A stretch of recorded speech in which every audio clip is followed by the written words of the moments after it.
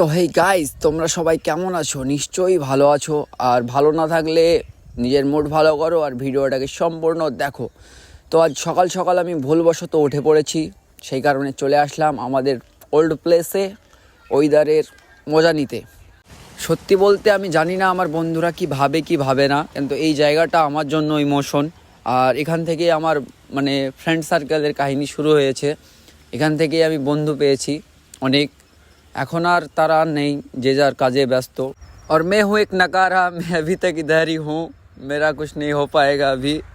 मैं आता हूँ, कभी कभी आता हूँ, जब मेरा दिल करता है मैं आ जाता हूँ, अकेला ही आ जाता हूँ, कोई नहीं है अभी।